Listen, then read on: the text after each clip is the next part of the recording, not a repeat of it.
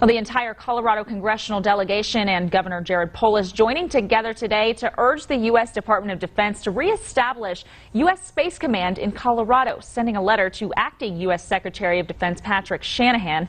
The leaders touted Colorado's significant role in national security space, its strong aerospace industry, and its existing infrastructure as the ideal foundation on which to reestablish U.S. Space Command, saying, by reestablishing Space Command in Colorado as it was from 1985 to 2002, the department will capitalize on Colorado's existing military and intelligence missions and infrastructure to swiftly and comprehensively ensure space superiority over actors like Russia and China.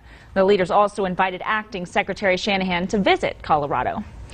In the National Defense Authorization Act for the fiscal year of 2019, which became law in August 2018, Congress directed the Department of Defense to establish U.S. Space Command under U.S. Strategic Command. In December 2018, President Trump signed an executive order to create U.S. Space Command separate from U.S. Strategic Command.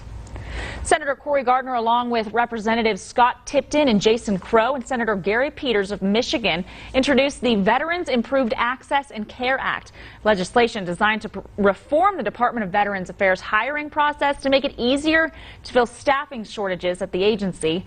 According to a McKinsey & Company assessment from September 2015, the VA hiring timeline spans 4 to 8 months, while a typical private sector organization hires staff between half a month and 2 months.